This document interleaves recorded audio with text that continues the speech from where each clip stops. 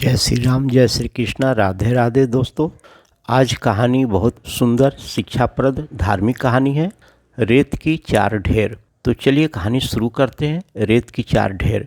एक राजा था, उसके कोई पुत्र नहीं था।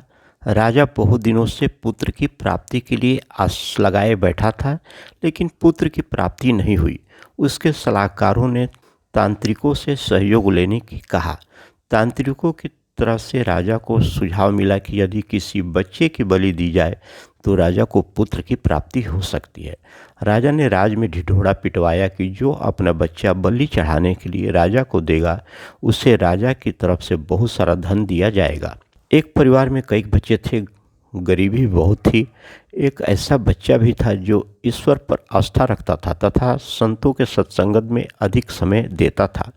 राजा की मुनादी सुनकर के परिवार को लगा कि क्यों न इसे राजा को दे दिया जाए, क्योंकि ये निकम्मा है, कुछ काम धंधा भी नहीं करता और हमारे किसी काम का भी नहीं है, और इसे देने पर राजा प्रसन्न होकर के हमें बहुत सारा धन देगा। ऐसा ही किया गया। बच्चा राजा को दे दिया गया। राजा ने बच्चे के बदले उसके परिवार वाले को काफ़ी धन दिया। राजा के तांत्रिकों द्वारा बच्चों की बलि देने की तैयारी हो गई। राजा को भी बुला लिया गया। बच्चे से पूछा गया कि तुम्हारी आखिरी इच्छा क्या है। ये बात राजा ने बच्चे से पूछी और तांत्रिक ने भी पूछी। बच्चे ने कहा कि मेरे लिए रेत मंगा दीजिए।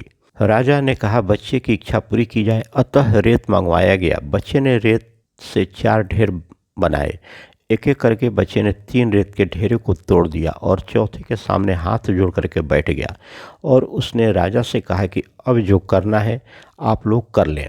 यह सब देख करके तांत्रिक डर गए और उन्होंने बच्चों से पूछा, पहले तुम यह बताओ कि ये तुमने क्या किया है।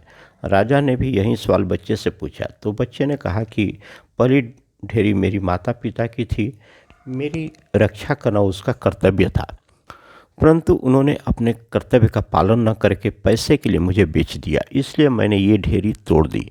दूसरी ढेरी मेरे संगे संबंधियों की थी, परंतु उन्होंने भी मेरे माता पिता को नहीं समझाया, अतः मैंने दूसरी ढेरी को भी तोड़ दिया।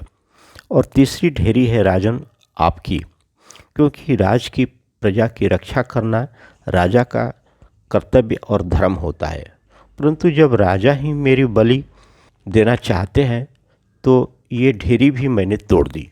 और चौथी ढेरी है राजन मेरे ईश्वर की है।